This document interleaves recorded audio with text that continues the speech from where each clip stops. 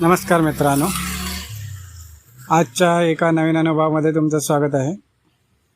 मित्रांनो, तुम्हाला मला सांगायचं आहे, हे ऑनलाईन आपण ज्या गाड्या चालवतो ना, त्याच्यामध्ये एक गंमत असते बघा. समजा आता रॅपिडो आहे. रॅपिडोमध्ये तुम्हाला स्टार रेटिंग भेटते.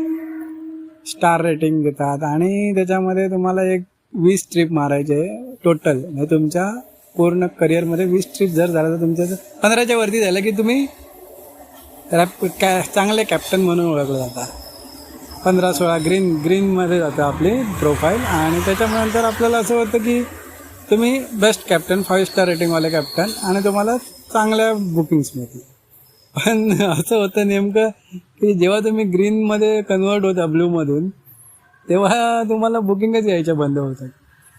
आणि बुकिंग बंद म्हणजे कशा, सकाळी जर तुम्हाला एक ट्रिप दिली चांगली, तर त्याच्यानंतर तुम्हाला दिवसभर ट्रिपच नाही.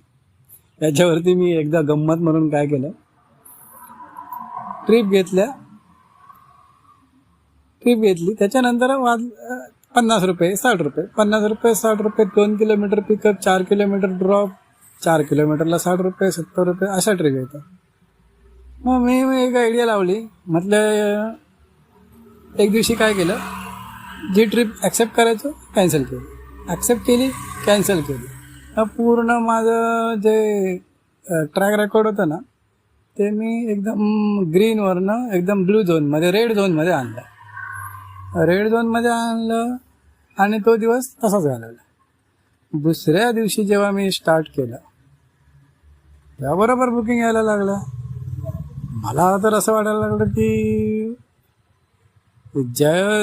जो कॅप्टन किंवा जो ड्रायव्हर रेड झोनमध्ये जातो, जास्त बुकिंग कॅन्सल करून, त्याला ग्रीन झोन आणण्यासाठी बुकिंग दिले जातात.